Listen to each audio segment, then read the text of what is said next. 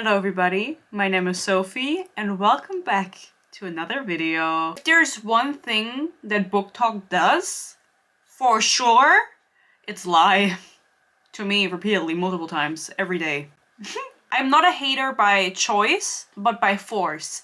Because there are certain books, all of the books I've ever reviewed, that get pushed onto my timeline. And then I sit there and I'm like, huh, I gotta know, like, everyone's loving this. I have to know what it's about, what's going on. Well, now I know and I wish I didn't. Quicksilver is another one of those cases where I'm not sure if someone was paid. For 1 week straight, all I heard about was Quicksilver, Quicksilver, your newest Booktok obsession, your newest, like, you wanna get out of reading slump, read Quicksilver, it's so good. I had no idea what it was about, besides that there is an ugly fugly man on the cover. I said it. I said it. And so I truly thought that somebody was getting paid. Now, do I know if somebody was getting paid? No. But just after this video went kind of viral, it had like 100,000 likes, more people started reading it and more people started agreeing with this original creator that this was the best book in the universe. So now, Sophie is here to tell you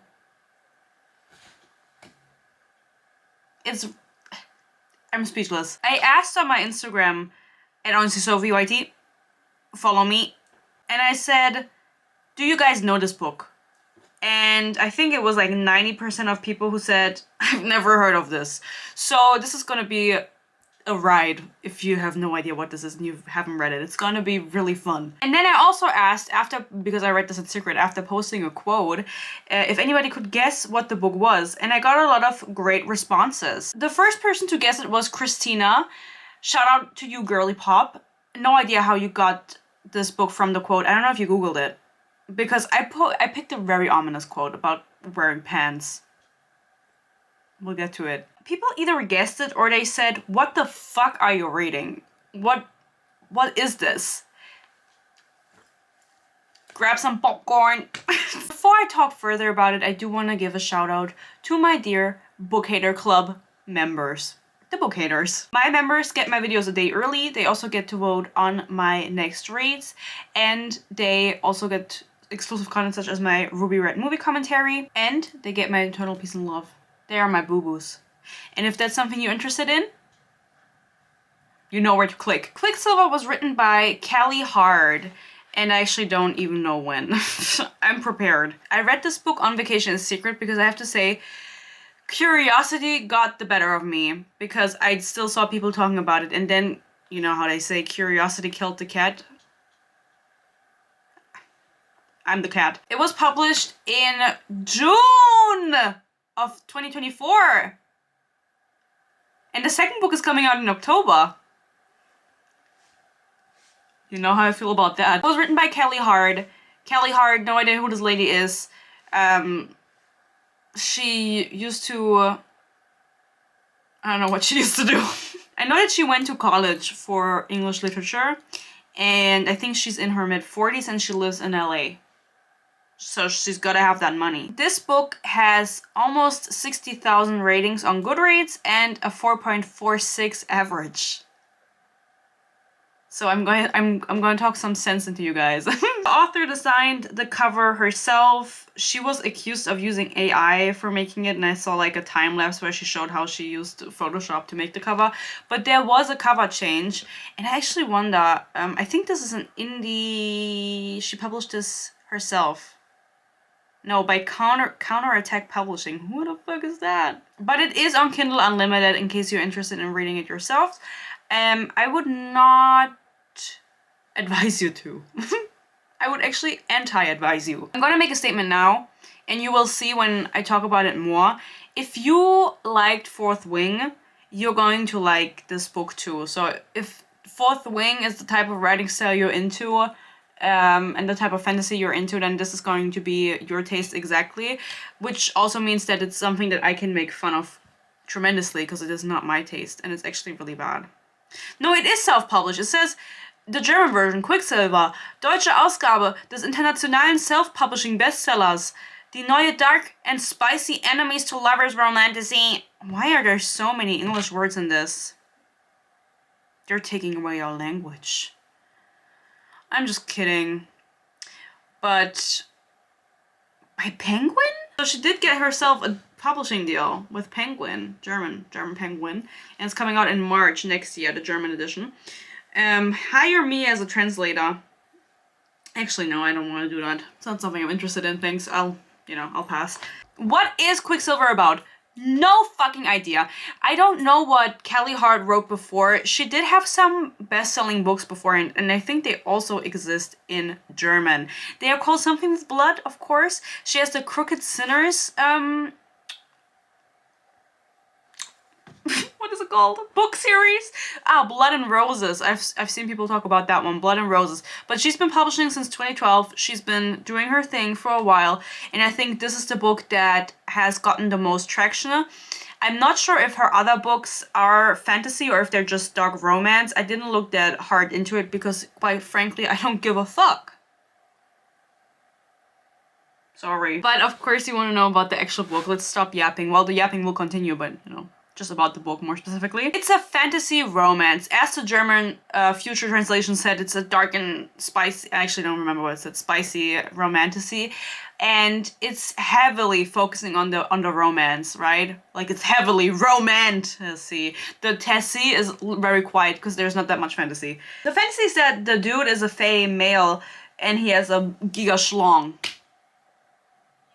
because that doesn't exist in real life. This book follows our main character, whose name I don't know how to pronounce. For some reason, there is one pronunciation specified in the book later on, also in a really weird way, but the main character's name isn't specified how to pronounce it, so I'll just call her Sarah, because it kind of looks like Sarah. Sarah is a human.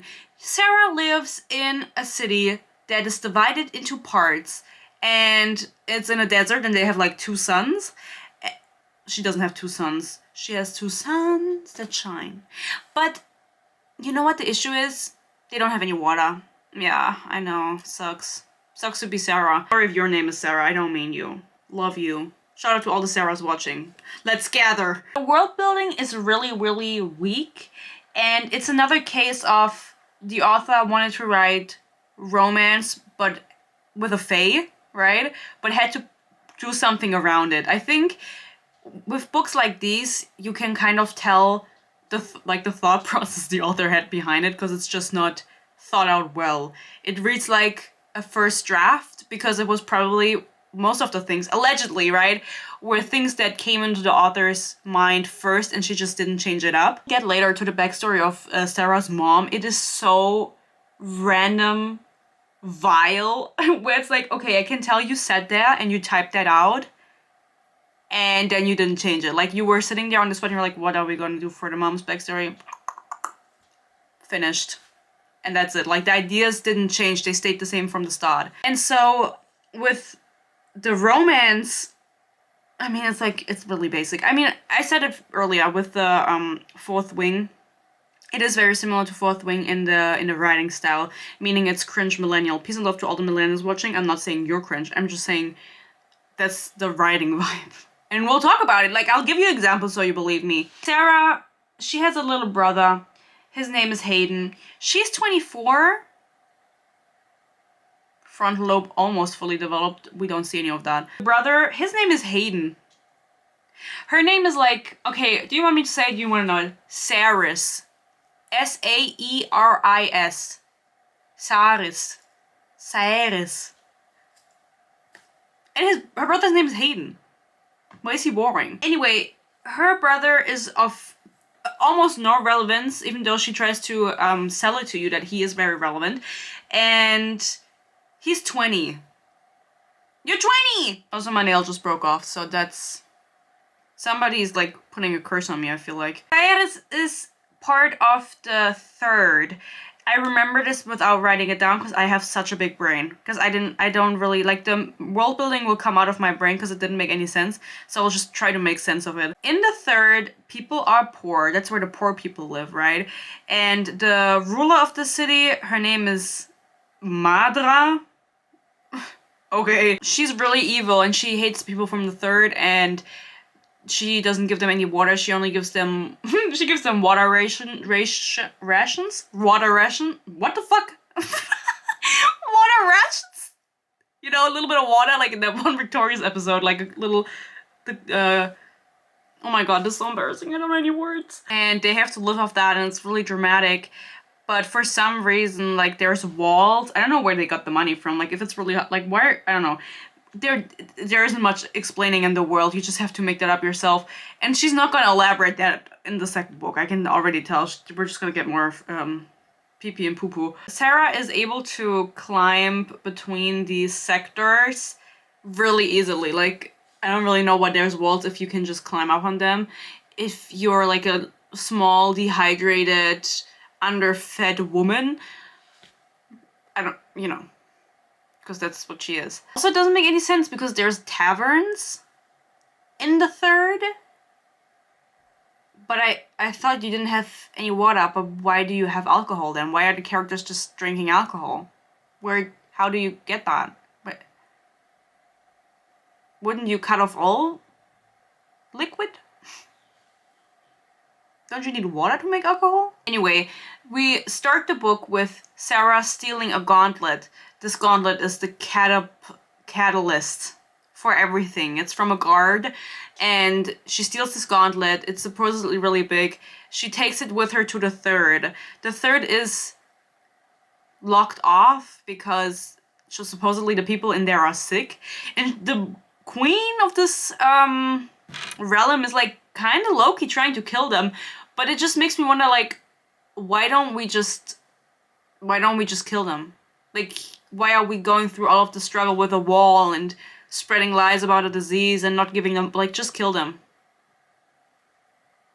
If you're that evil. There's a lot of information at the beginning that I just didn't retain, if I'm being honest, and you don't need to retain it at all because it's not relevant, because she does not spend any time, or maybe she spends like 10% of the book in this realm before she gets catapulted into the Fae realm, so there's no point in you knowing any of this. She takes a gauntlet to her master, who is a forger. What's someone who works in a forge called? Blacksmith. Yeah. He's a blacksmith. Her parents are dead, and so she works for him as an apprentice. She takes the gauntlet to him and she's like, "Can you melt this down?" And he's like, "No." And I don't know why. I don't know what his argument is. So now she's stuck with this gauntlet. She has it in a bag. She has like a tote bag, you know, she's going on her hot girl walk literally because there's 2 cents and she doesn't have any water. And she goes to the tavern to drink alcohol instead of water. There's a hot, sexy ginger man in the tavern who she fucked one time, and now you have to understand, I will not really be mentioning him, like what he does, because he doesn't do anything besides joke about fucking people the entire fucking book. That's what his job is. And I saw a lot of people say when I talked about this book, "Oh, I love him." I think his name is Mariah Carey. A lot of people love Mariah Carey, but quite frankly, like, he didn't do shit in the book. There was no reason for him to be there. He was like the comic relief. Most of the characters are very cardboard cutout of just generic archetypes that you will find. Wow. I'm using a lot of big words. The hot, sexy ginger gambled something with her brother Hayden, the boring one. And so she's like, "I'm gonna win it back for you, Hayden. Wait outside with the gauntlet in my tote bag." And then the hot, sexy ginger, he's like, Mariah Carey, she's like, "I know you have the gauntlet." And she's like, Sarah's like, "What about it?" And then Mariah Carey's like, "I can't hide it for you." And then Sarah's like, "No." And so then her brother runs away and gets caught by guards with the gauntlet, and they're like, "We're gonna kill you." And then she's like, "No, it's my gauntlet." And then they're like, "Okay, then we're gonna kill you." But thank God her mom, who's a prostitute who is dead, taught her how to fight, because now she can take down 3 guards, dehydrated and underfed. Alas. Let's get into some funny quotes. Not funny, just quotes of the fucking book. She realizes her brother is gone, And she says, I was going to kill Hayden. This is first perspective, by the way. It's important information. It's a very first perspective, if I may say so myself. I was going to kill Hayden, kill him dead. Is that an expression? I thought that was odd to say. She goes, the boy was only 3.5 years younger than me, but he acted like he was still waiting for his balls to drop. Is that something you think of someone who's 3.5 years younger than you? Like, especially if you're 24? I wouldn't think that about my brother, you know? Like, what are we doing? She kills the guard. I think she kills him, actually. I don't know if she kills him. It doesn't matter. And just when he was getting comfortable, when his predator thought, what? Oh, sorry. I have this bad habit of just putting my phone as far away from me as possible. And then it's kind of hard to read, actually. Because I don't see that well in the distance. I actually need glasses. And just when he was getting comfortable, when this predator thought he'd finally gotten a read on my capabilities as a fighter, ... I stopped holding back. His eyes went wide when he saw it happen. When I loosened my stance and brought the blade up to to guard my face. The second when I bared my teeth and came for him, bold italics. He spoke then at last, just one word. Shit. Yeah. So funny. It's like, yes, Wattpad queen. She fights these 3 guards and everyone just watches. And then the captain of the guard is like, okay, enough. I'll just take you with me to the dungeons now. Because stealing a gauntlet from a guard is treason or something. She goes on and on about yapping. You have to understand this main character is not like Sarah. I hope, like, I don't know how many Sarahs are watching this, but I hope you don't feel called out, okay? Love you. I used to have a friend called Sarah. Used to. Sarah does not know when to shut up. She keeps yapping. She is utterly, like, she's supposed to be this strong baddie who doesn't wear dresses. We'll get to it, guys. If you follow me on Instagram, you already saw what she thinks about dresses. But it just made her so annoying. She is so annoying. I plotted a million different ways to secure myself an audience with the Eternal Virgin, Our Lady of Zavaran, most revered queen on high, from applying for a job in the kitchen. I don't know if there's a term for this, because in case you don't know, I didn't give a disclaimer, but I think it's too late now. I actually have no idea what I'm talking about, you know? I'm just a yapper, like I don't have any credentials. I don't know if there's a term for books being written this way. If this is like a... like this has a title, this colloquial style of writing. I don't know if it has a title, but I think Fourth Wing also falls into that, and this one also does. She uses phrases where you're like, I don't want to be reading that in a book. I'm reading a book, I don't want, this is not the place to be using these quotes. And I feel like in a high fantasy you wouldn't say you apply for a job. You know what I mean? In the kitchen. Do you want to work at Taco Bell? The things I would do for Crunchwrap Supreme, which I don't even know if that's from Taco Bell, maybe that's Chipotle. As German, a lot, but not enough apparently. While being escorted into the dungeons, she keeps yapping. She keeps yapping to this guard and he just keeps listening. He doesn't like beat her up or anything. She goes, you say our wards locked down so tight because we're quarantined. You say we're afflicted with a sickness, that we're contagious, but we aren't, Captain. We're being... Oh, I thought this was like social commentary. She's like into those conspiracy theories. We're being slowly and methodically poisoned because we don't matter, because we ask questions, because we say no, because Madra sees us as a burden on the city.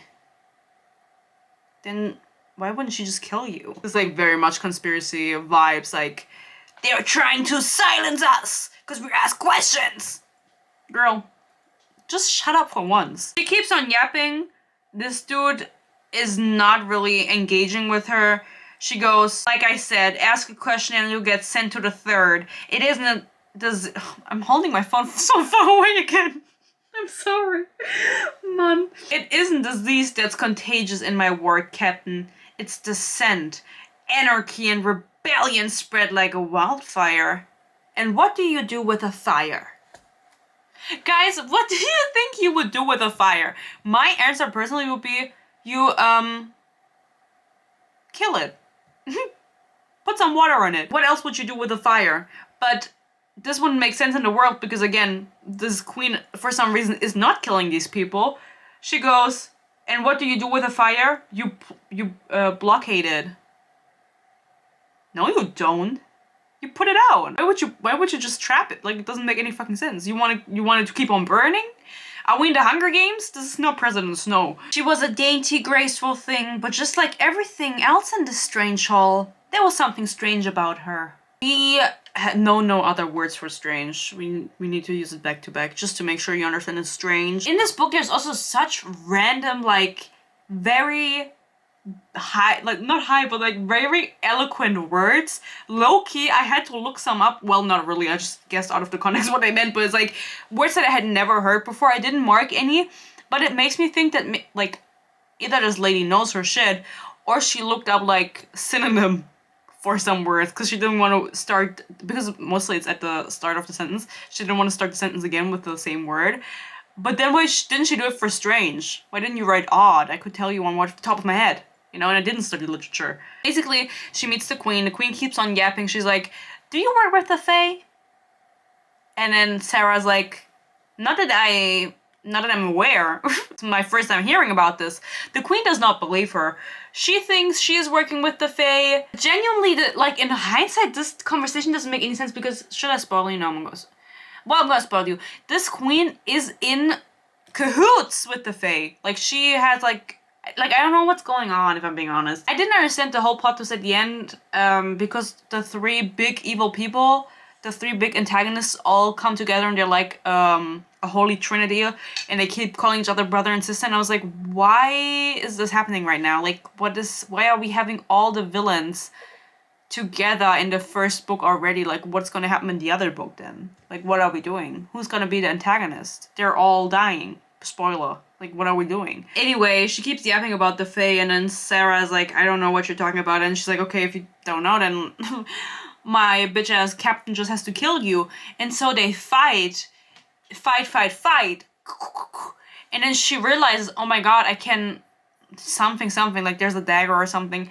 I can like move the dagger, or I can splinter the dagger into its pieces and then stab this dude. And she, by the way, has a sword through her stomach at this point, but she's still fighting back. She can still do it. And then there's a sword in the ground, and so she's like, oh my god, the sword, like, I'm gonna pull it up the ground. Like, but why is I don't understand why this lady was doing this in this room anyway. Like, if this could have happened, like if she was scared of the Fae and she's in the room that connects her realm to the Fae, but at the end of the day she wasn't scared because she's with the Fae. What did I read? Captain is not dead, but almost, and so is she, but she pulls the sword out of the ground, and when she does, a hot man appears. Reese. It's Reese! But is it? It's not Reese Sand. Not Sand, it's Mr. Fish. You heard me correctly.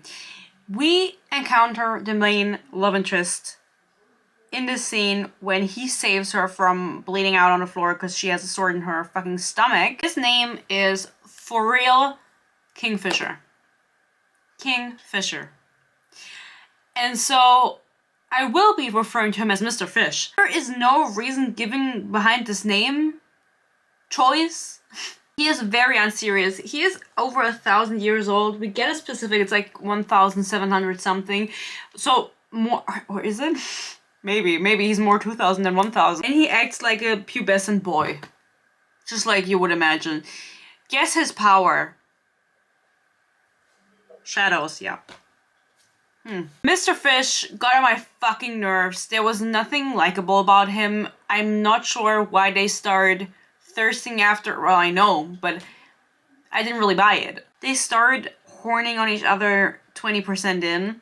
At this point, they still hate each other. But we don't really know why. When she wakes up, she's like, okay, how's that possible? Last person I saw was a dude. Where is he? Show me the cock. There's a lady sitting next to her. Her name is Everlane. Everlane, I mean, you know, unnecessary side character. All of the side characters were unnecessary. They were just there to further our main character's plot that didn't exist. Everlane turns out to be the princess of the realm that she is now in, because she's now in the Fae realm, right? Through this pool where she pulled out the sword, she opened the portal and was transported there. The dude saved her. Yoo-hoo. Everlane is your stereotypical happy, bubbly, girly pop. She does not have a mean bone in her body and she loves dresses. She hates pants, which is at odds with our main character, Sarah, because she hates dresses but loves pants. But then again, I'm like, would she hate dresses? Because, like, did bitches in your city wear dresses or were you all wearing pants? Like, have you ever worn a dress? Have you ever given it a shot?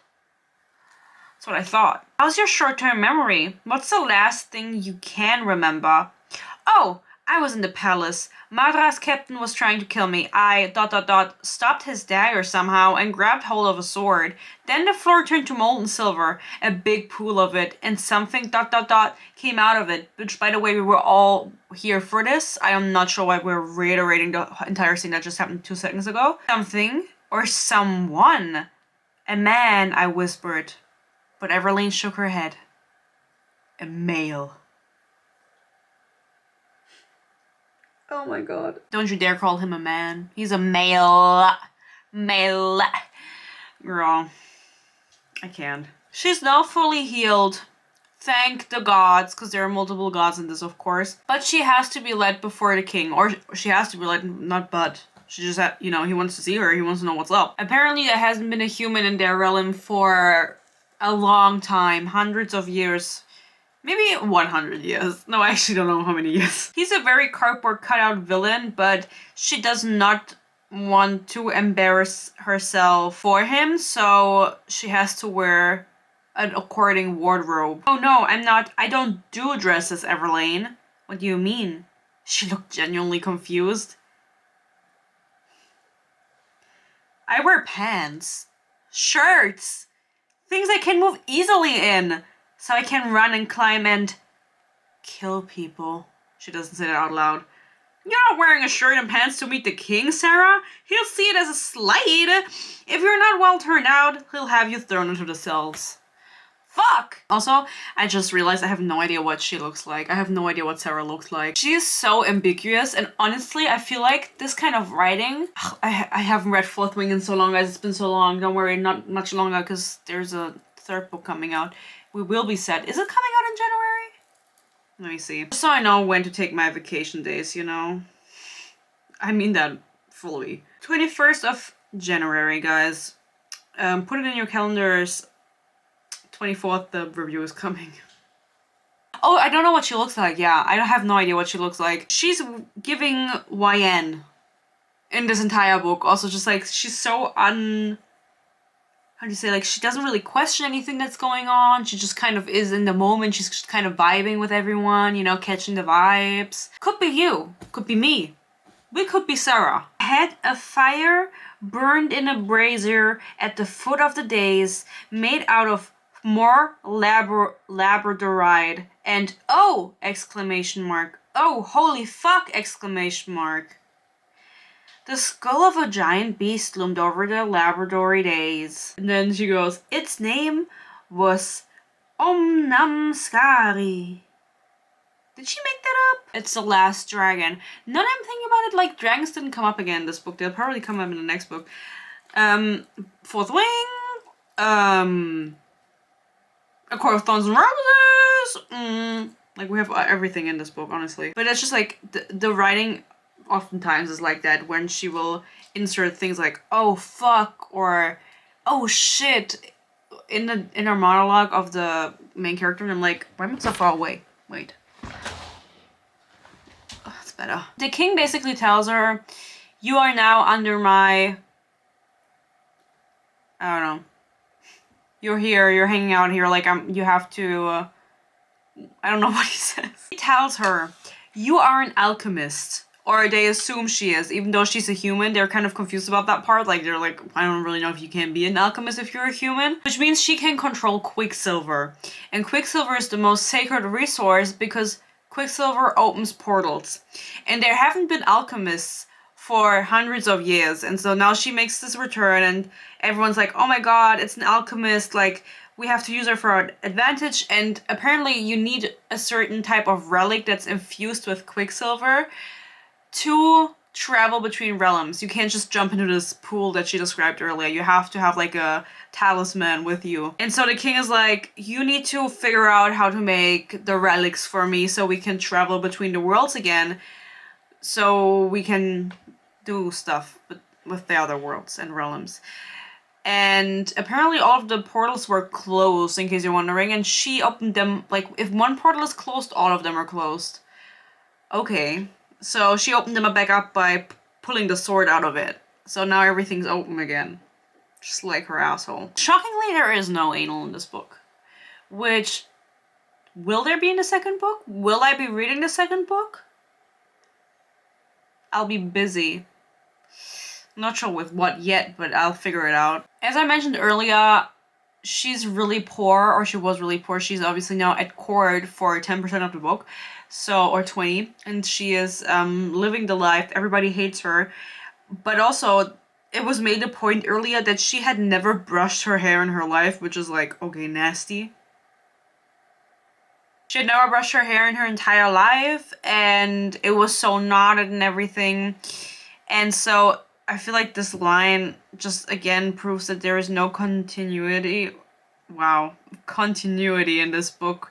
Slash, what was written wasn't. Not everything has to be thought through exactly, but putting in a line about this dude and it says his hair was thinning on top and looked like it hadn't seen a brush in a month.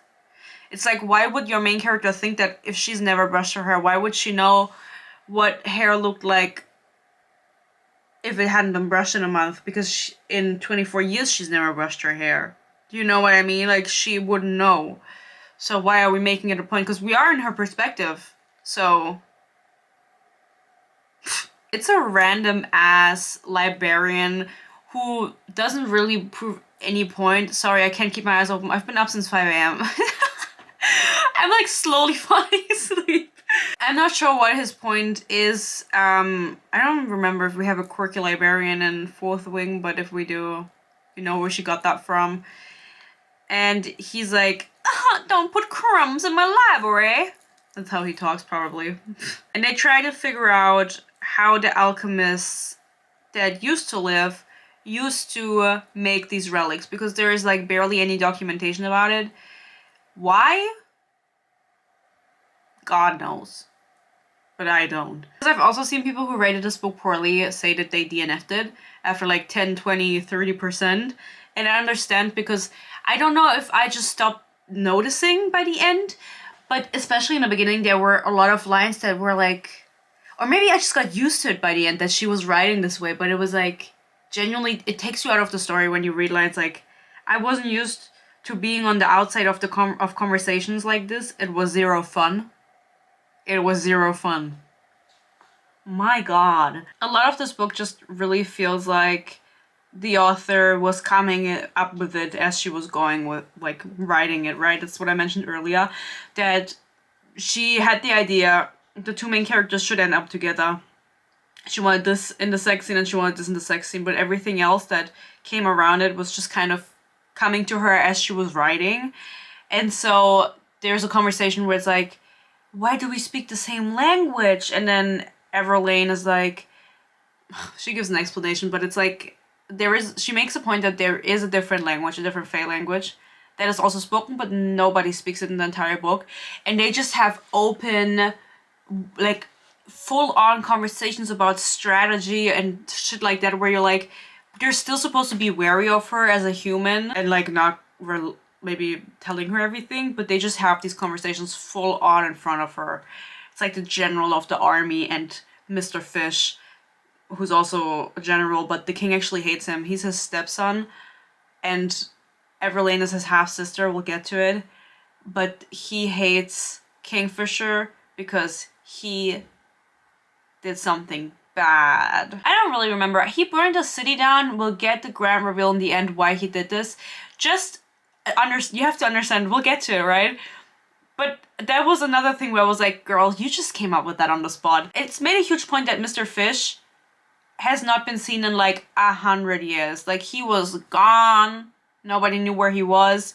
And the last thing he did before he disappeared was he burned down a city full of fae and killed like millions of people, allegedly millions, you know, we're exaggerating. He comes back, he returns with this human in tow, and then it's alluded to the fact that he can't speak about what happened. He's bound by some kind of whatever promise he made, and you're supposed to wonder like, oh my god, what happened in those 100 years, 110? Just think of something yourself. You won't think of whatever happened in this book. That it was completely ridiculous. Anyway, Kingfisher is super mean to her, but that doesn't stop them from being horny towards each other immediately. And there's no reason for him to be mean. He just comes back and he's like super duper grumpy. He's super duper grumpy. Nobody did anything to him. They're all like, where have you been? He's like, I can't say, like, fuck you. They're like, okay, sorry, like, we actually like you, so I'm not sure why you're reacting this way. And he's like, ooga ooga. I mean, he's very much the ooga ooga type. Sarah, it's been well over a week. I'm sure it's already too late for that, Everlane said gently. As hard as it may be, it's better for you if you just accept that. Do you have a brother, Everlane? I spat. She blinked rapidly, flustered. Her eyes darted to Kingfisher for some reason, who kept his eyes fixed on a point on the other side of the library, his gaze steady and even. Yes, I do, she said. And do you love him? Of course. And wouldn't you want to know, for certain, one way or another, if he was dead or alive? She sat very still, her back straight, but it was as though a part of her was wilting inside. She glanced down at her hands and clasped in her lap, blah, blah, blah, blah. Two things. The first one, her eyes dart to Kingfisher for some reason. For some reason? At this point, we don't know they're siblings. They talk about having a brother. She looks at Kingfisher for some reason. Okay, whatever. Like, I'm busy. It's a really good example of the main character just not having any internal thought processes. She does not think about situations at hand. She takes information and then she just lives on with it. She like doesn't really think about it further. She has like 2 brain cells and she's only using one of them. Her brother, Hayden, as we remember, he is also in trouble because everybody knows they're siblings. As far as I'm concerned, the Madra Queen girly pop, she said, I'm gonna kill everybody. Literally, I'm gonna kill everybody. Then she went to the Fey realm, and so she's like, okay, my brother is dead. She said she's gonna kill everybody. You need to get my brother. I need to get back to my brother. Especially in the beginning, she is dying on this hill that she needs to go back into her realm. She is living lavishly in this Fey world. Let me tell you something. Maybe I would say get my brother, but for the most part, I would be like, pour me a fucking bath, bitch. If I had never had enough water to even drink daily, I would be taking mad baths with bath bombs. I would be doing the most. But she is so stuck on the fact that she needs to return. She needs to find her brother and then she needs to stay. She's not like, I need to find my brother and bring him here and help you guys. She's like, no, I need to go back and find my brother and that's it. I don't want to come back here. Why? Her life would be much easier in this Fey realm, you know? She's not the brightest candle on the cake, as you would say in German. She's not the brightest candle on the cake. Keeps bullying this girly pop, Mr. Fish, of course. He's really mean to her, as I said, but he does tell her, like, you need to get your ass in the forge to become a forger, to work with the Quicksilver to figure out, like, your powers, first of all, which is another thing she just accepts. She's like, I can control the Quicksilver. That makes so much sense. Like, one time back home, I felt like some metal quivering under my hands. Like, am I too bright? Hello. But the entire thing with her abilities is not questioned further by her. She accepts it as fact. She's like, this is me. Maybe my dad was a fae. I don't even know if she mentions her dad at any point. Maybe my mom kept secrets from me. That's not a thought that crosses her mind ever, you know? And those are very basic thoughts for your character to have. And they don't... It's frustrating. Well, I would be frustrated if I were a normal reader. Alas, I'm a book hater, so I was already expecting this. Again, as we remember, she used to work in a forge with this one dude. She was his apprentice or whatever, who refused to burn down the melt down the gauntlet. And it goes, all right then, I met Kingfisher's steely gaze. I didn't blink. Yes, I have. Good. And my second question, do you have any experience working in a forge? Laughter burst up my throat and out of my mouth. In a forge? Yeah. You could say that I know my way around a forge. Tips Fedora. Girl, if you don't shut your fucking mouth up. How cringe is that? She was like, of course I do. I used to be an apprentice. Yeah, I know my way around a forge. But like, I've known this character for 20%. Like, she has not done anything in a forge to be seen.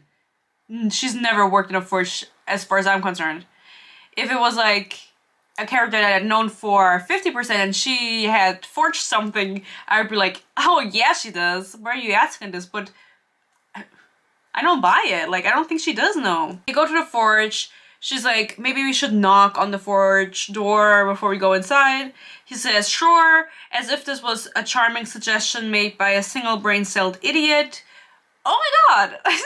What a fitting description for her. A second later, he slammed the sole of his boot against the wood, and then the door was on the ground in pieces. Knock, knock.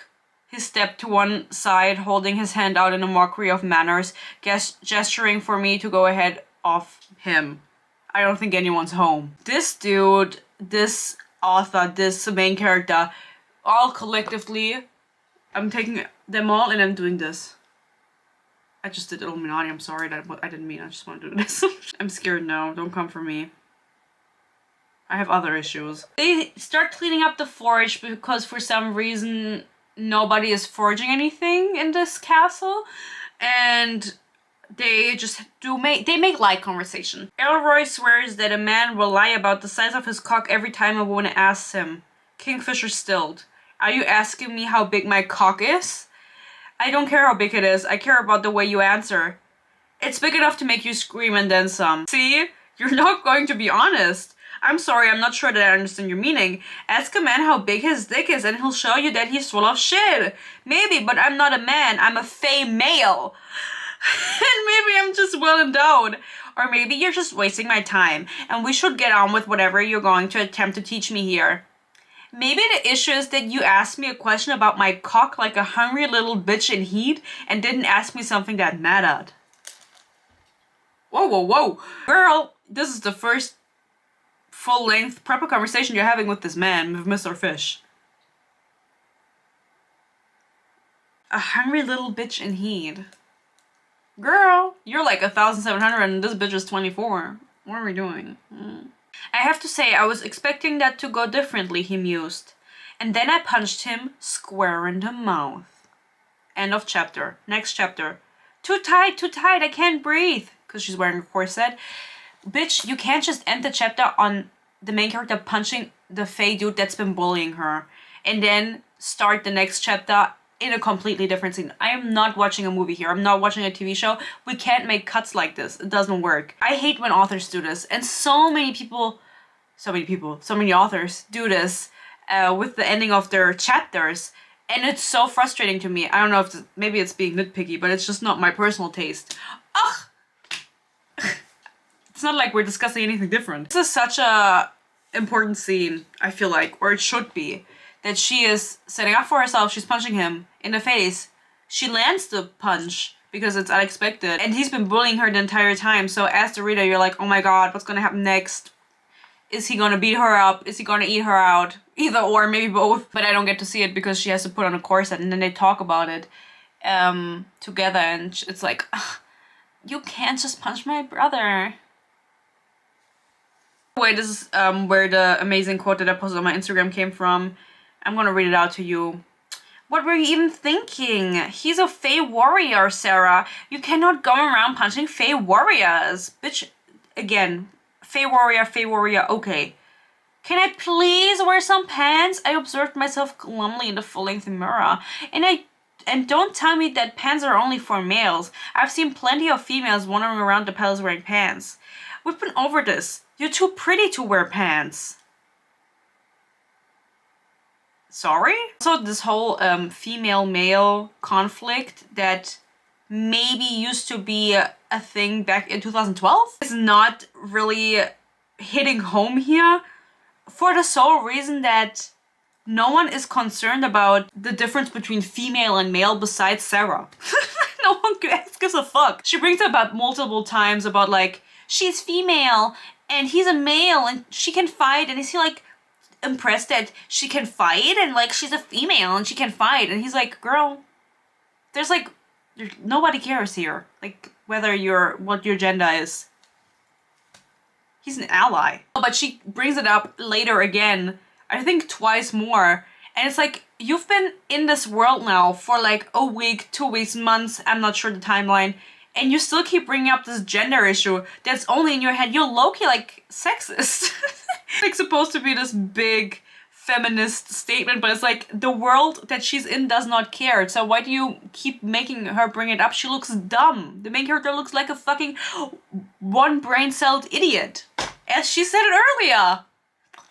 I love when someone's self-aware. She spends a lot of time with Mr. Fish, right? She notices also that there's something in his eye. Like one of his eyes is a little bit silver. Oh my god, yes. The rumors are true. There is Quicksilver in his eye. Not sure how this video can already be so long and I have practically not said anything yet. Last thing I said was that he has some Quicksilver in his eye. What does this mean? Basically, his UTI got lost inside of him and that makes him super mad and evil. This is of almost no relevance besides some Ekotar-esque scenes that we get later on. I think the story behind it is he traveled without a relic in the Quicksilver portal and then the Quicksilver got stuck inside of him and or they weren't able to remove out like everything out of him and now it's in his iris and it like whispers in his mind and he has to wear a necklace so that he doesn't go crazy and then sometimes he goes crazy even though he has a necklace because it keeps getting worse. And this incident happened when his mother was still alive, which makes me think this happened when he was a little boy. Okay, keep that in mind. He's like 1,700. Again, the timeline doesn't really make sense. And then he got this necklace with a lot of spells on it and stuff, so he wouldn't go crazy. And it was made by witches. But Fae and witches had a falling out. And as far as I understood, they had not interacted for like thousands of years, or they have like a really big dispute or feud between each other, and they don't fuck with each other. Which is why he's like, there's no hope for me. Like, I'm gonna go crazy one day or another. Because there are Quicksilvers inside of me and it keeps telling me to kill people.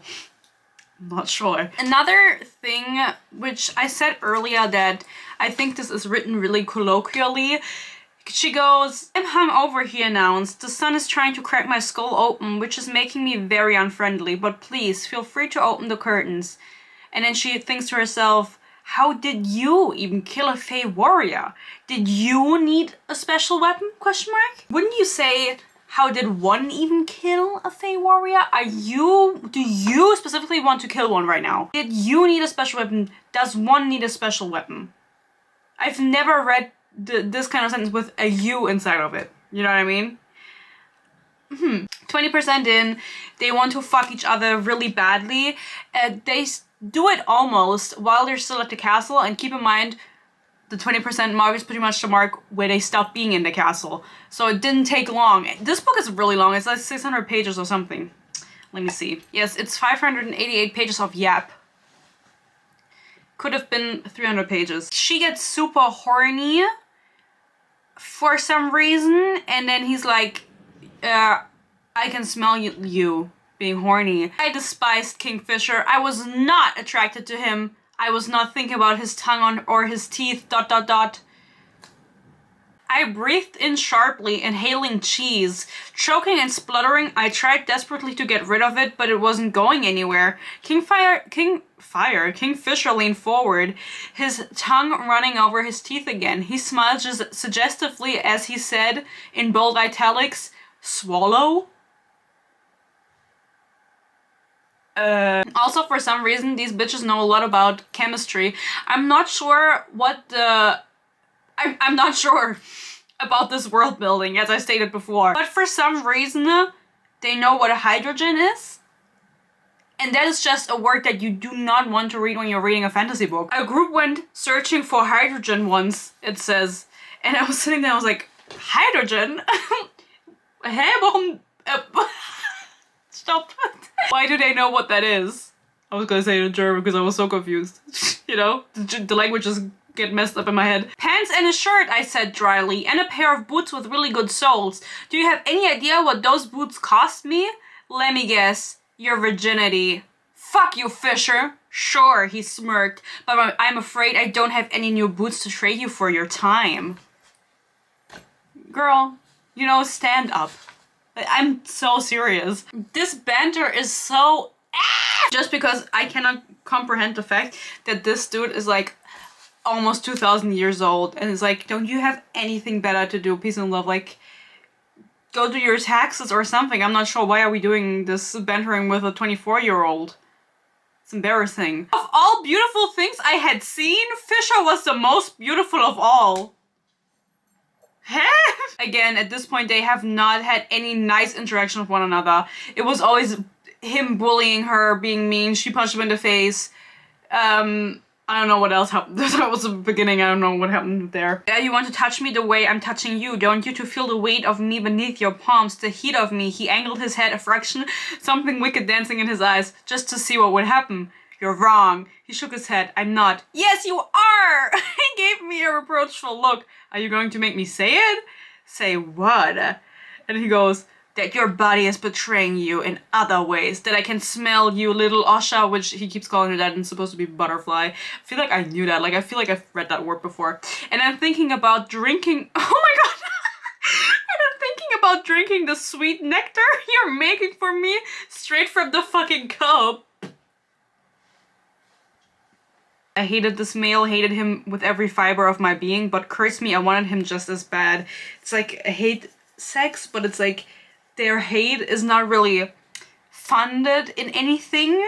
It's because he's been mean to her from the beginning, since he saved her. That was the only nice thing that he did for her. And he just looks giga, mega, 3000, ultra, ooga, ooga hot. And so she's like, you know, I can look past everything else. He is a giga schlong, and I want to see it. Make out. She climbs into his lap while making out, and there goes another nail. I'm losing them all. Just like I'm losing my mind. She did climb up into his lap and started like dry humping him. Yeah. You know, we've all wanted to do that with Mr. Fish. After this, what happens is she makes the decision to just go back into her realm to save her brother, because again, she doesn't know if her brother is dead or not, because the random queen who's evil for no reason said she was going to kill everybody. So she tries to go into the Quicksilver herself in that pool that she came, like the portal pool, and Kingfisher, Mr. Fishy Fish Fishy, he arrives and he stops her and he's like, you're gonna go mad. And he says, okay, let's make a deal. I will go get your brother. I will try to go get your brother, he says. And in exchange, you're gonna obey whatever I say without arguing. And she's like, okay. Now she's bound to him by a blood promise because they like shake hands. And obviously he's just said he was going to try to get her brother.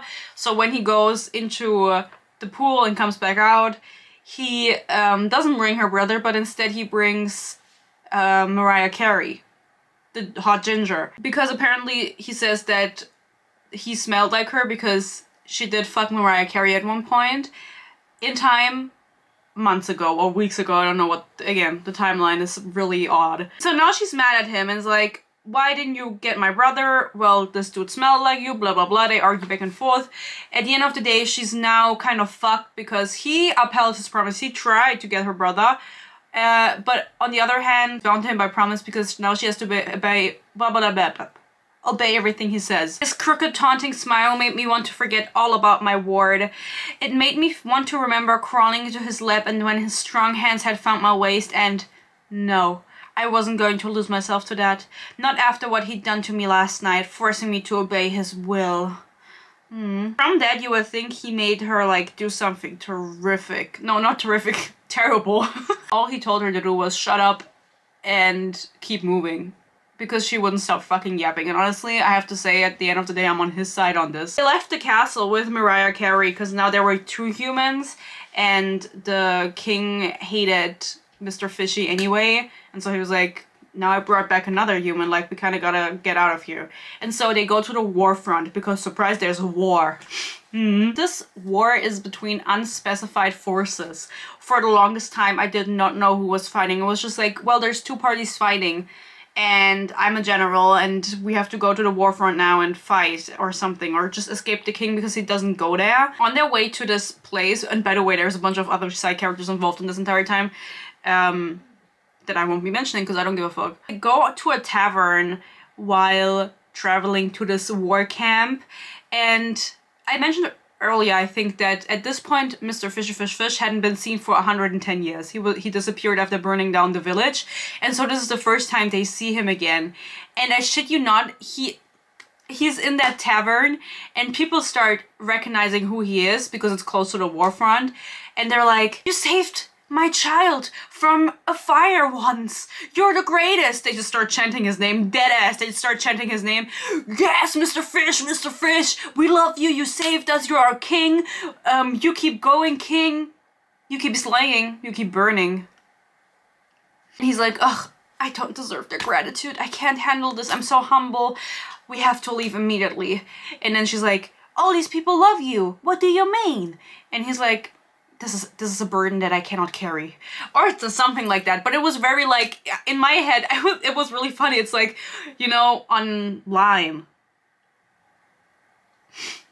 Where am I going with this? When people like post something like, "Oh, blah blah blah, can you give me a chance?" And then random people in the comments will be like, "Oh yeah, he lent me $1 million once," or "He saved my dog from drowning." That's very much the vibe that this scene was giving. Because, like, what the fuck do you mean? All of these people start cheering for him, and he's like, "No pictures." From this on out, they make it to the warfront.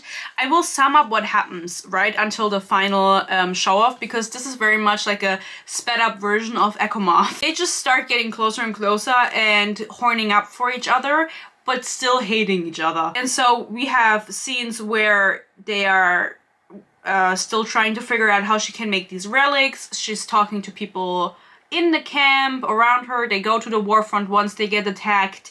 Kingfisher kills like 10,000 people or something. I don't remember how many. She tries to amp up the action, but it was very much like non-threatening. And so I really didn't give a fuck. I still don't really know who's fighting against who and why exactly. Well, I do know that the main antagonist, which there are multiple, is Malcolm. In the middle. There's a Malcolm dude who's a vampire, and he has an army of generals and like lesser vampires that fight for him. And I just got really scared because I thought I wasn't recording. I wouldn't have done it again. I would have just not uploaded. And they are trying to take over the Feylands.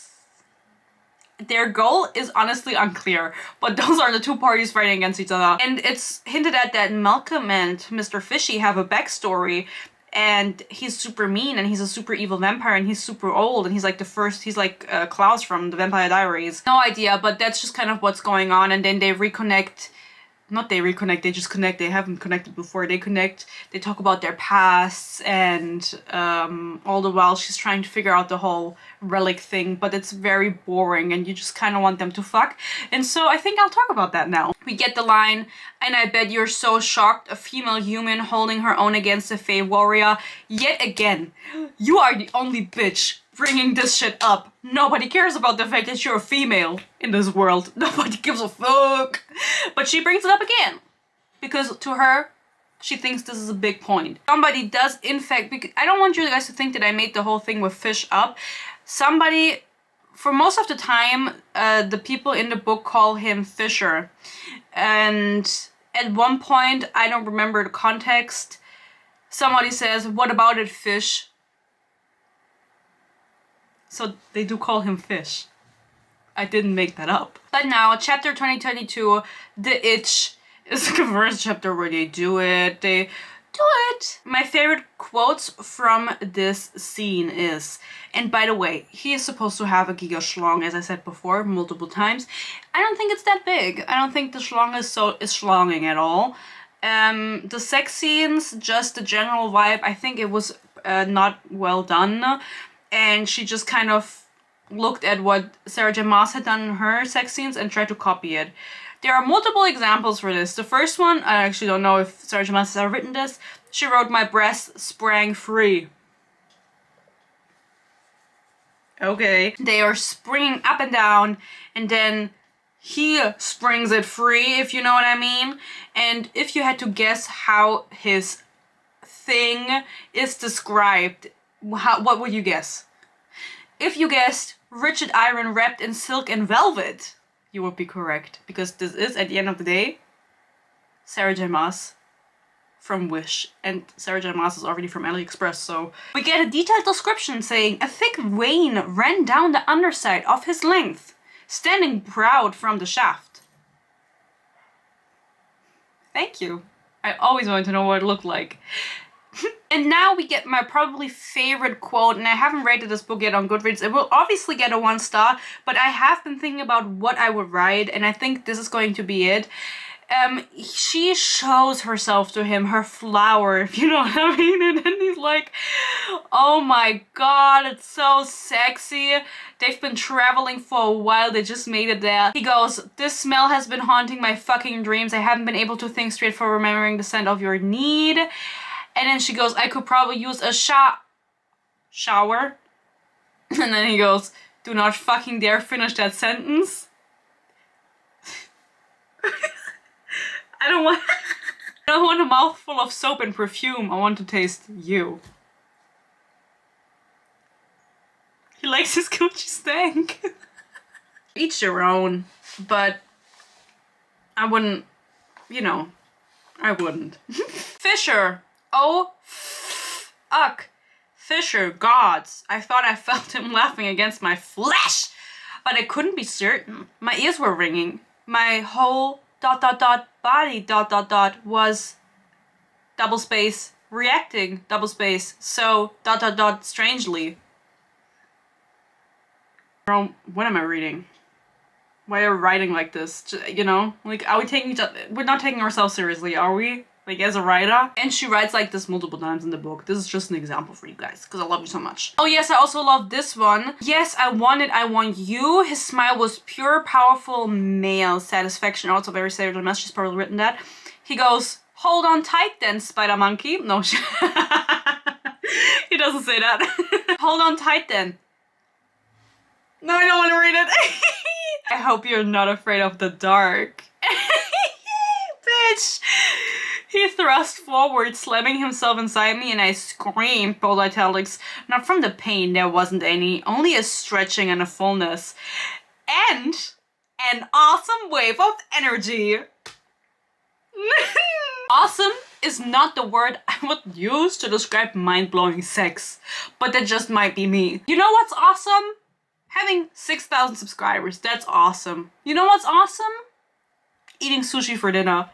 Having mind-blowing sex with the mega schlong of schlongs that has ever schlonged is not awesome. That's not enough for me. Like, reading awesome in that context, honestly, like, I giggled. No, I didn't giggle. I laughed! I screamed! At 2 a.m. in the morning when I read this. That's when I hit the most. After this mind-blowing awesome sex, you know, that's the same vibe as if I were like a food reviewer and I was like, "This food is yummy." It was like the best food I've ever eaten. Oh, this is yummy. This is tasty. It's not strong enough, girl. Like, Google a synonym. After the mind-blowing sex, she realizes that, of course, he's tatted up, right? He transferred a tattoo onto her, and it's a bird on her boob. And she goes, "I didn't agree for a bird to be permanently inked right above my fucking boob." She does use the word boob instead of breast. Boob.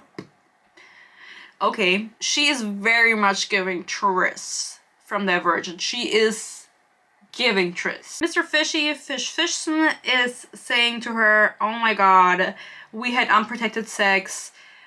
Children are rare for Faye, but I am so scared that you're pregnant because I actually don't want to have a child with you. So maybe we should get you something to protect you. Instead of using a condom, we should just get something now." I don't know if they believe in condoms, you know, maybe not. And she goes, "Girl, don't worry about it." To be exact, she says, I can't have children, Fisher. I was cleansed when I was 14. And he goes, what the fuck does that mean? He more specifically says, what the fuck did you just say to me? 70% of girls in her ward get sterilized. Using the word cleansed is odd to me. Like, call it what it is, because she does use the word sterilized later on. And this is not really discussed further. I'm sure that at the end of the book, she goes through a transformation, not to spoil anything, but she does become Fae. She is able to have children, and I'm just guessing, because they don't discuss it anymore. This is the only conversation they have. And I think this was a loophole for her to just have them have, like, disrespectful, unprotected sex in the entire book. I feel like this is a really big part of your identity, if this would happen to you. Of course, we could argue, oh, well, if 70% of girly pops get this done on themselves, then it's normalized for them. But I feel like it's something we could revisit, right, and discuss.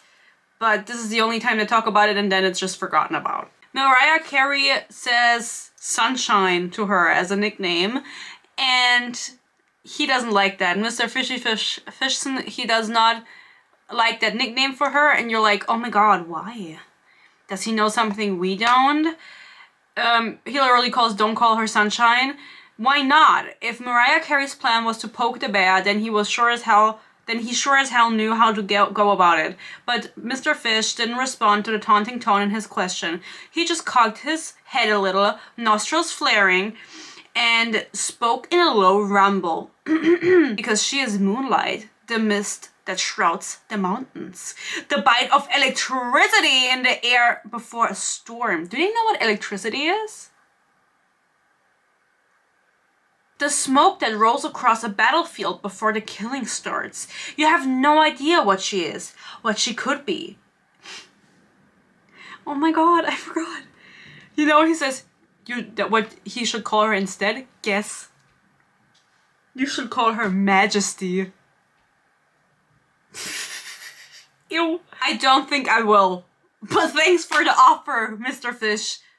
It's a random outburst. It's not even like Mariah Carey goes, okay, that was weird. That was kind of cringe.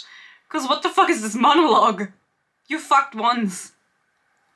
You know? Get off the high horse. Also, another really interesting tidbit about our main character, Sarah. I don't think I've said her name since I've come back here, but you of course wonder what is up with her ability being an alchemist. Again, she didn't really think too much about it before, and she doesn't now, because they tell her that makes you the most powerful alchemist ever recorded, capable of changing how we've been fighting this war in ways that we can't imagine. Most of us were infants when the pass between realms closed and the alchemists became extinct. Some of us hadn't even been born yet. So, like, she's the most powerful alchemist ever? And she's like, I think so. That makes sense. Genuinely, there is no thought process happening in her mind. I said this earlier, but everything that happens to the main character is absorbed into her mind and not analyzed further. She does not ask any questions. She lives in the moment. She lives in the moment. And that is just not how you write a good main character, because how am I supposed to feel any which way towards her if she does not think 2 steps ahead, like Mikado Avocado. Mr. Fishy's Adam's apple bobs. And I have to, maybe this is being nitpicky, well it is, but I mean, this is just the entire book. It's the same thing. Would you have an Adam's apple in a fantasy book? Because are Adam and Eve, are they a thing in your fantasy book, in your world? So would the Adam's apple still be called an Adam's apple?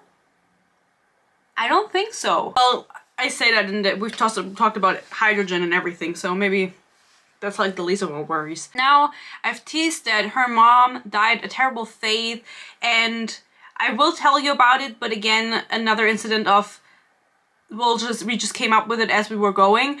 Her mom was a prostitute, and that was apparently something a lot of the people had to do to get water rations, so they had sex with the guards, and then one day she was killed for whatever reason, and No, it says here. Because I was like, I'm gonna come up with something now, but it does say it here.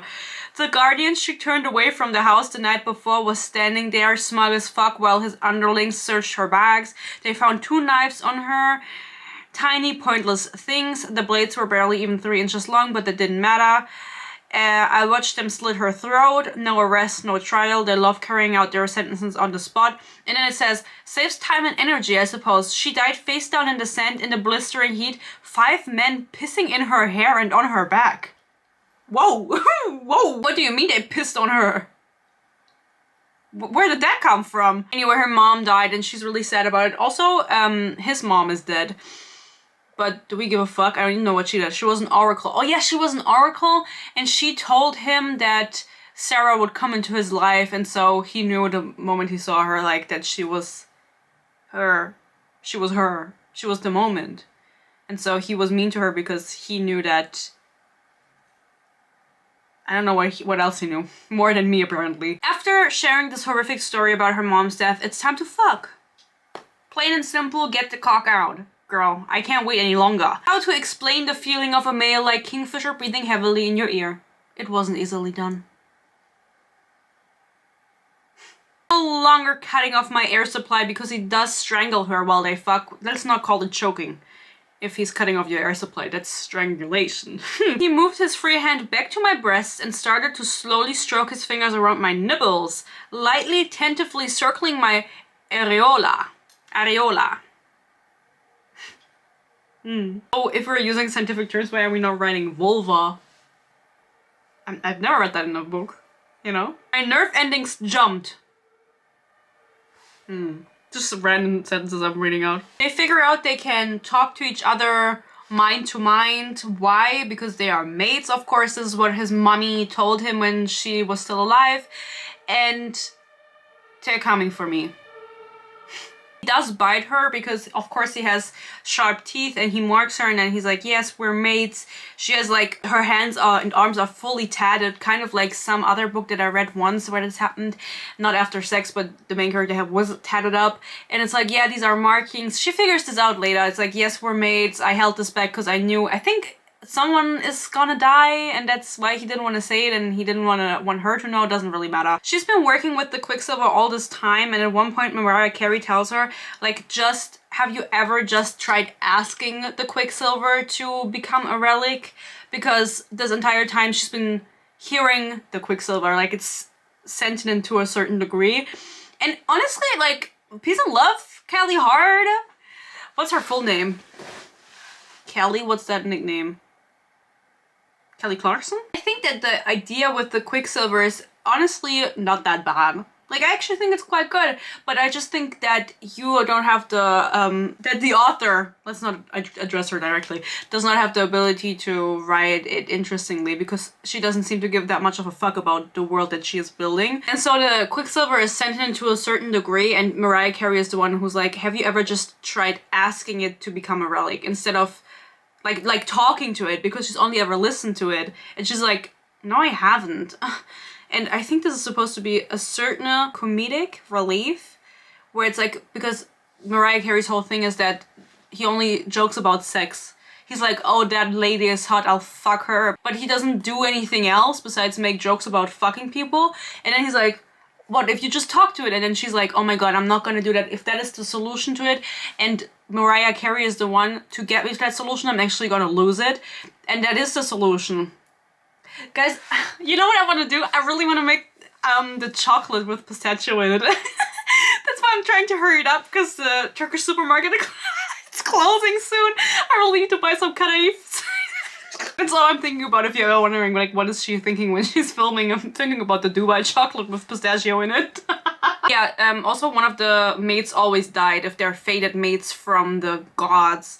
And so he says, I was told a long time ago by my mother she was an oracle.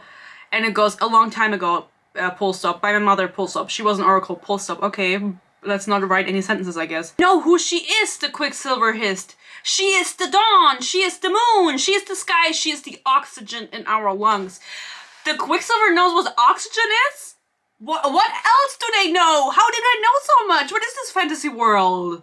Is this even fantasy? Why did I know every single thing? I think in the beginning there's also something where she's like, I like very beginning when she's fighting one of the guards, I get hit in my solar plexus, which is in your stomach area, nerves in your stomach area, and it's like, why does she know what a solar plexus is? Did she go to school? I don't think so. Do people just call the stomach solar plexus? Like, you have to understand what world you're creating, and that the terms that you're using make sense in context of the world, and they're not for her. And I think that's something that also really bothers me, or else I wouldn't have mentioned it 5 times already. Probably bothers me. Next time she tries to hit me, I'm gonna put her over my knee and spank her, and not in a fun way. So your answer to someone punching you is punching them back? Just on the ass? Okay. I told you earlier that everyone, or not everyone, but the witches are beefing with the Fae, and this has been going on for hundreds of years as far as I can remember. But now we have an issue where the evil vampire Malcolm hijacked Everlane from the beginning, because she did not leave to the war camp with them. She stayed back. She's the princess, you know, and she stayed back, and she was kidnapped by Malcolm and shown to Kingfisher and the others, and now they're like, he bid her, we have to save her. Ugh. Guys, I don't care, man.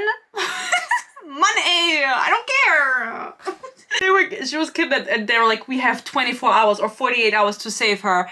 We need to do it immediately. And so everyone starts reading books, and it's like, oh my god, the only way that the venom inside of her can be extracted is by the witches. But we have like beef with the bitches. With the witches. Doesn't matter, both is true at the same time. And so they go and get the main witch, and her name is Isabel. But I'm gonna pronounce it correctly because it says in the book, everyone, this is Isabel. Fisher pronounced it Ishabal. Ishabal? That can't be right. The name flowing nicely off his tongue like he'd known 20 other females with the same name. What is that description? So again, this is confusing to me, because why are we specifically telling how to pronounce her name, but not the main character, Sarah, or like other Fae-ish names? Because there's of course other words, Fae words and names in this, but she made it a point to specifically explain this bitch's name, who we don't give a fuck about. She apparently has been like fighting back against the Fae and being like, no, I don't want to help you, blah blah blah. And now this random ass girly pop Everlane, who nobody gives a fuck about, is bitten by a vampire, and so now we all unite against the vampires? Okay. They have sex before they go save the sister, because we have to get our priorities straight. And as we know, he controls darkness also, and the night, and he's death incarnate and night incarnate. I think she says that at one point. Fisher followed after me. When he came, the sound of his breathless, furious cry made the panes of glass in the window frames shake. He does not shake the mountains, because there are no mountains to be shook, but he does shake the window. He's like a lesser version of Sand, Mr. Sand. At one point, he also wakes her up in the middle of the night because of his nightmares, and he's having terrible nightmares. It's because of the UTI that's lost inside of him. But he also says like, we're fated mates, and so the story is that one of us has to die, and it's gonna be me. I'm gonna kill myself. Okay, so it's like, I'm going to sacrifice myself for you so you can live, because you're human, and then it's not gonna take that long until we see each other again, because like you're gonna die in like 2 years. He's also like going on this tantrum of like, the UTI inside of me is gonna make me go insane. It's already like I can't hold it back anymore. The nightmares are getting stronger. Only a witch could fix this, but sadly we're at odds with the witches. But thankfully now at the end of the book we just make up with them randomly after years of a feud, because we don't even see that. We don't even see him go to get the witch. He's like, don't worry, I'll take it into my own hands. And she does heal him in the end, by the way, so you don't have to worry, nobody dies. I know you were really scared, but she does heal him. Again, we were not present for this. I don't think she heals him completely, but it's like she puts more spells on him so that the UTI doesn't go that crazy inside of him. Is it UTI even, or is it IUD, or is it STD? Probably he has all 3 of those. This is the end, right? I'm gonna sum the end up for you, because again, I have to go by Karaif. I really want to make this fucking chocolate tonight. After they have sex, Kingfisher leaves. This is from the top of my head because I didn't mark anything, so I might be lying now. Just keep that in mind. He goes to get his sister Evelyn from the evil vampire Malcolm. Mr. Fish goes through a portal to do this because he can open portals. This is like his winnowing. I think he also winnows, like he can do both. And so he opens a portal to, I don't know how he knows where he has to go, but he then returns through the portal, or he returns Everlane, only Everlane, through the portal. And then the others are like, okay, now, because he wants to, it's like a suicide mission, he wanted to save her himself, he didn't want to take anyone with him. They go through the portal and make it to him. And when they make it to him, they find themselves in like a Colosseum arena type thing. And it's not just Malcolm who's there, it's also the evil Fae King that I didn't even mention again because he's only in the beginning, and the evil human queen Madara from the beginning also. So they keep calling each other brother and sister. Why that is, I don't know. It's not explored. They don't ask them the questions. They're not like, what is your background? Because this is a big reveal to everybody that they've been in cahoots the entire time. And so everyone's confused. I am confused, but I'm the only one asking questions. I'm proposing the question, what are they doing together? But anyway, we also get the reveal because we've been wondering now, where has Kingfisher been for the last 110 years? Well, it turns out before he burnt down the city, they were like, him and Malcolm were fighting, and he was at the brink of losing. And so Malcolm was like, instead of just ending it, I'm not sure, was like, I'm gonna flip a coin, and if it lands on this side, you have to burn down the village, and if it lands on the other side, you are free to go, or we fight another time. Or actually, I don't know what I don't know if he said you have to burn the village. I don't know what the other one was, but the first one was we fight another time. And so he actually never flipped the coin. And instead, I don't know what happened instead. Kingfisher burns the village down. No! Okay, I'm gonna come back later. The camera is running out of battery, guys. This is gonna be a 3-part installment. I have to go get the Kareif. I cannot wait any longer. Wish me luck, and I'll tell you what he was doing for 110 years later. And I'll look up what the deal was. So I don't lie. Yeah, okay. Let's wrap it up. I did go back in and look for the explanation on what happened to Mr. Fishy Fish Fish, because I just couldn't remember. I didn't want to lie that much. This is a super long monologue by one of the evil dudes. I think it's Malcolm, so pay attention now! Okay, I'll read it out. The coin hit the ground and landed leaf side up, okay. Malcolm would call off his horde and leave the city without hurting another living thing. But if the coin hit the ground and landed fish side up, haha, he would take the city as his own and destroy it, and I would have to leave those still alive to their deaths and meet him on the field of battle at a later date. He also wasn't allowed to touch the coin or influence the way it fell. Okay? What happened? I can't read it. Wait. I tossed the coin and I caught it. The coin never hit the ground. Oh my god. Malcolm's children feasted, didn't they? Dog. Okay. Well, I created the most wait, what the fuck am I reading out? Maybe I don't know what's going on. He tossed the coin, but it never landed on the ground, which then nullified the pact that they made, or not nullified it, but basically Malcolm is a vampire and all of his little vampires went into the city to eat the people living there, and that's why Mr. Fishy Fish Fish burnt down the city so that they wouldn't have to be turned into vampires, because they would be turned into like zombie vampires or whatever. And that's what happened. That's why he burnt the city. I know my shit. You always had such an affinity for turning cruelty into an art form, brother, Maltra simpered. He is unbearably handsome, isn't he? I can see why you wanted to keep him as a pet. I can't wait to hear what happened next. Well, I created the most diabolically lethal labyrinth I could conjure in my mind, dear sister. I hid Balkians, which is the Fae King, coin at its center, and then I created this Colosseum around it and filled the stands with the perpetually burning bodies of all the creatures our poor little bleeding heart there had wanted to save. All he had to do to end their suffering was find the coin and make it fall to the ground. Obviously, it would be too late to save the Fae from death, but at least it would end their suffering, and then he would be free to seek his vengeance by calling me out on the battlefield. Oh, then I stopped screenshots. Okay, well, we don't care. He was in that maze for 110 years. That is where he was. That's the explanation.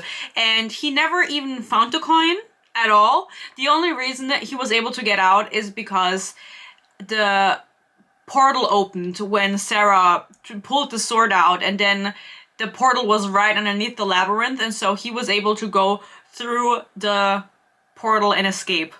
And that's where he was. looking for the coin. And his ass never found it, you know? Now, at this point, what ends up happening is a big fight. They start fighting each other.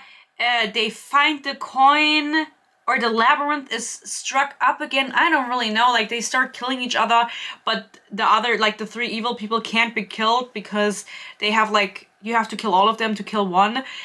They can't be killed singularly. Yeah?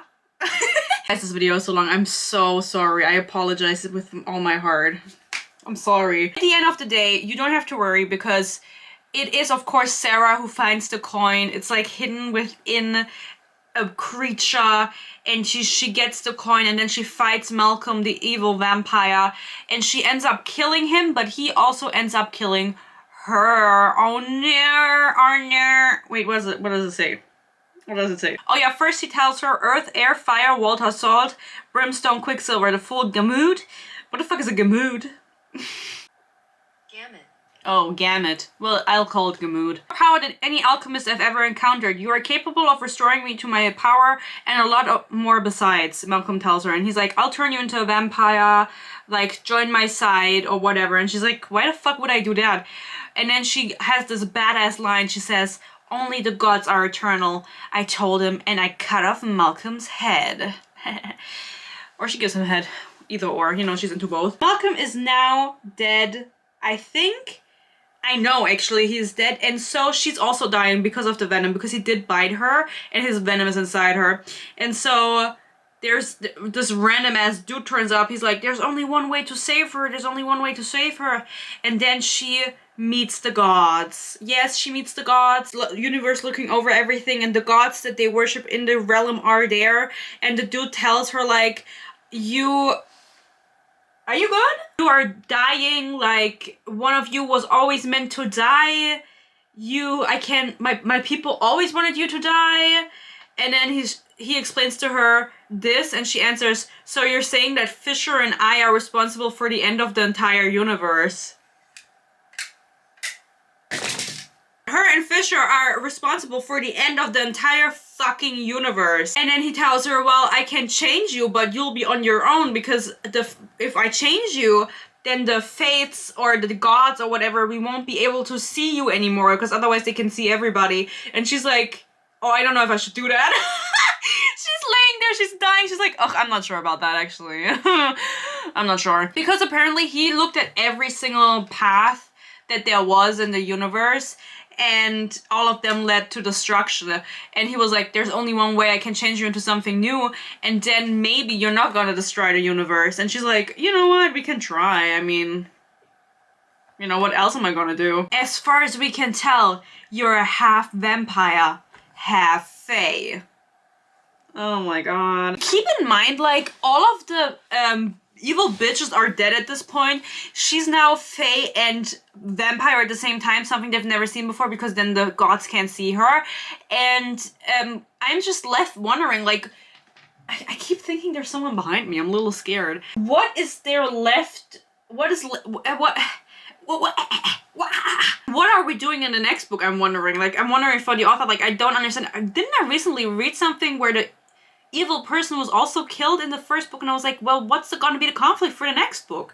You can't kill your villains and expect me to care. Like, why did they die so easily? Why did they die so easily? By the way, I couldn't get any cut if they didn't have any. Yeah, so that's really sad. Also, Mariah Carey reveals that she's actually fae. He's actually fae. He was the entire time. He was hit in the human realm thousands of years ago, because he is like the heir to a royal line. That something with the blood curse that I read out, which I don't remember what the blood curse was. And he let himself get bitten by Malcolm, and he's not allowed to drink blood, or he shouldn't drink blood from his line, from Mariah Carey, because she's royal, and that's like a rule of the blood curse. I'm not really sure. Anyway, Mariah Carey what the fuck? She reveals this in the end, and it's like, okay, so why did nobody know? Did nobody know? Did, like, nobody smell? Like, why all of a sudden is Mariah Carey a fae? Like, how did she stay in human form the entire time? Can she shapeshift? Did nobody smell this? Like, what is the it's not really thought through, and also I don't really give that much of a fuck, but I do give a fuck because you did fuck Sarah, and you've known her since you were 15. She was 15, not him. That they fucked at 15, but he knew her since she was 15. And then it's like, he's such an asshole. Man. Anyway, I'm gonna read out the last line because we're at the end now. Wait a minute. Join Callie's reader group. I sure as hell will not be the Divine Divas. Girl. You'd like to discuss my books, girl. I think I did that in the past 1.5 hours. Again, she wakes up. She's now half human, half fae, half vampire. She is not bothered by this at all. She's not like, I feel weird, I feel hungry, I feel anything. She's just awake and she's like, yeah! Woo! Oh my god, I lied! Guys, I lied! It says that the Fae King and the Human Queen are still alive, but then why would you have to kill all... But then why is the vampire dead when they said you have to kill all of them? Okay. Okay, oh my god, I don't care. What's happening the day after tomorrow? He looked faintly worried as he took me by the hand. Well, there's this. He took me to the curtain and drew it back slowly. The sunlight had burnt my eyes and my skin earlier was gone now. It was like peering into a black hole, staring out the window. But then I saw the flickering lights of many, many campfires in the distance, and the pale silver ribbon of a river cutting through the black landscape. The Darn. I don't know what that is. Or on the wrong side of the Darn. What is the Darn? I don't know. In the Fae courts, the crown is passed to a regent's heir. But if the regent is murdered... Wouldn't you say assassinated? Okay, whatever. The crown is claimed by the one who slew them. Slew? Vampire court has only ever had one king. Malcolm never named an heir. He planned on living forever. He never conceived of the possibility that someone might kill him, ... My head was already shaking. No, I retreated from the window. Absolutely not, Fisher. I'm not even a full vampire. I'm half fae. I can't tell them. Bold italics. As far as the vampire court is concerned, you're to be coronated. In 2 days' time, you'll officially become the new queen of Sansarod. There is a new queen in town, guys. There's a new queen in town. Her name is Sarah. Her name is Sarah Fish. Yeah, I'm not sure what the fuck is going on. Like, this book was honestly a fever dream for me because every time I read something like this, I feel like I say, oh, this combines everything, every bad thing that we know from YA, blah, blah, blah. But then it's like, it keeps getting worse. Like, low-key, what the fuck did I just fucking read? What was this book?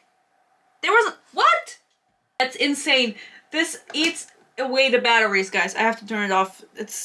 Show's over. I think the thing I liked the most about this book was when he said he likes his pussy stank, you know? He does not want her to wash herself. No, we're not into that gay shit. Washing is gay, probably. He's probably anti-gay. He hates the gay. Honestly, there was no one in here that was LGBTQ+. And was anyone black? It has a matter of fact, like, what are we reading? I wish the author only the best, Kelly Hart. I would like to say, like, that I have hope for you and your work because as far as I'm concerned, this is the first fantasy book. I don't know for sure though. And I would say that there's potential to go up, but then I would retreat that statement because you have been publishing since 2012. And if you've been publishing for 12 years and this is the quality of writing you're putting out, then maybe I would let go of that wish. Maybe. Let me know what you think. If you've read this book even, or if you haven't read it and you're just sitting there like, what did Sophie just tell us about? You know, now you don't have to read it because you know everything that happens. I do not want to read the second book. I only want to read... What do I want to read? Honestly, there's nothing in my mind. We're just waiting for Alex Astor's new book, and then for Fourth Wing, I actually put in vacation time at work just today for when both of those books come out, so I'm not busy. I hope you enjoyed this. Thank you so much for watching again. If there's anything you want me to read, leave recommendations in the comments as always. If you want to see my videos a day early or actually decide on what I read, then you can consider becoming a member. Thank you again to my members. Love you. I hope you stay happy, you stay healthy, peace and love, and hopefully I'll see you in my next video.